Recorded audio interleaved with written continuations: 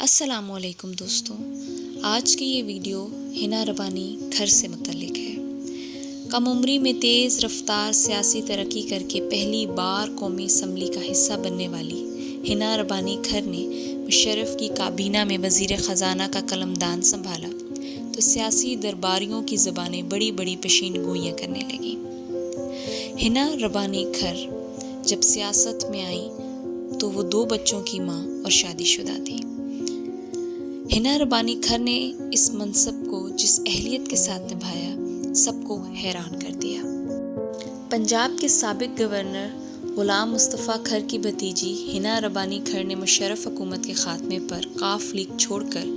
Peoples party میں شمولیت کا جو عقلمندانہ فیصلہ کیا، اس نے انہیں عام خاتون سے پاکستان کی وزیرت خزانہ کے منصب تک پہنچا دیا۔ وزارت خزانہ بنتے ہی حنا ربانی کھر نے اپنے منصب کی ضرورت کو محسوس کرتے ہوئے سادگی کو خیر آباد کہہ دیا۔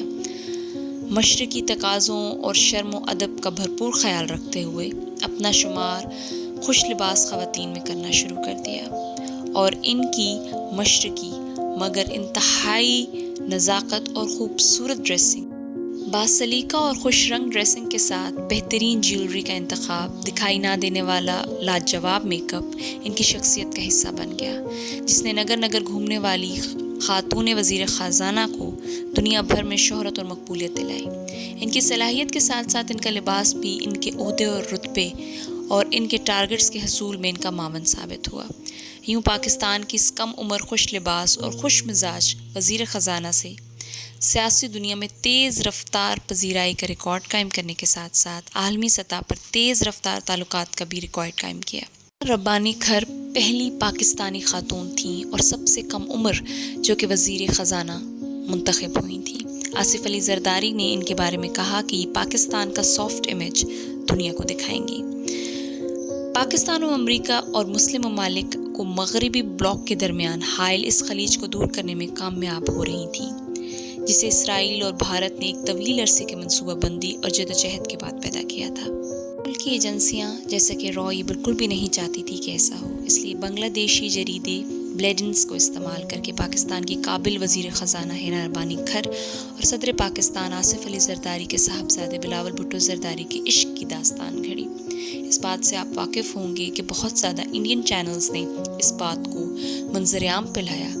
کہ حنا ربانی کھر اور بلاول بھٹو آپس میں ایک دوسرے سے محبت کرتے ہیں۔ بہت ساری باتیں ہوئیں کہ آصف علی زرداری نے کچھ کہا ہے، بلاول بھٹو نے کچھ کہا ہے، حنا ربانی کھر نے جواباً کچھ کہا ہے، اور میڈیا اور نیوز چینلز پر من گھڑت کہانیاں منظر عام پر آ گئیں۔ خبر 2012 میں منظر عام پر آئی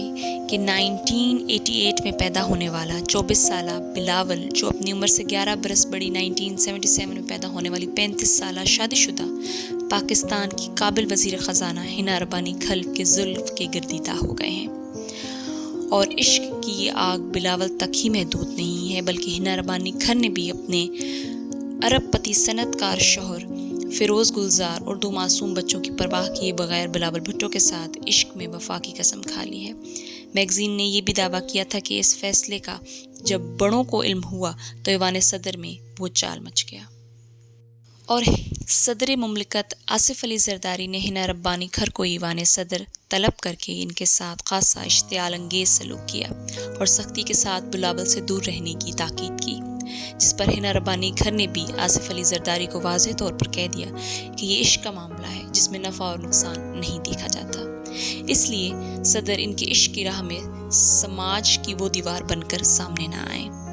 وزارت خزانہ اور پیپلز پارٹی دونوں کو ہی چھوڑ دوں گی۔ میگزین نے اس بات کا دعویٰ بھی کیا کہ صدر آصف علی زرداری حنا ربانی کھر کے خلاف بہت سخت کارروائی کا ارادہ رکھتے تھے، مگر بلاول بھٹو زرداری نے دھمکی دی کہ اگر صدر زرداری نے ایسا کچھ بھی کیا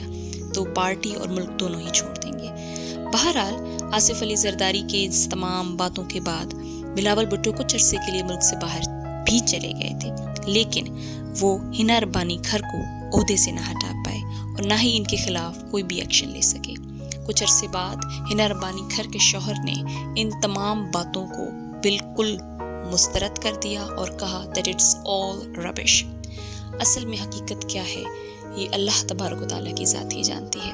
بہرحال آج کل ان باتوں کو پھر میڈیا ہوا دے رہا ہے، کیونکہ آپ سب جانتے ہیں کہ بلاول بھٹو آج کل فارن منسٹر ہیں اور اس کے ساتھ ساتھ ہنا ربانی کھر ان کی ڈپٹی فارن منسٹر ہیں، اور کام کے حوالے سے دونوں ہی ہمیشہ انٹرنیشنل ٹورز اکٹھا کرتے ہیں۔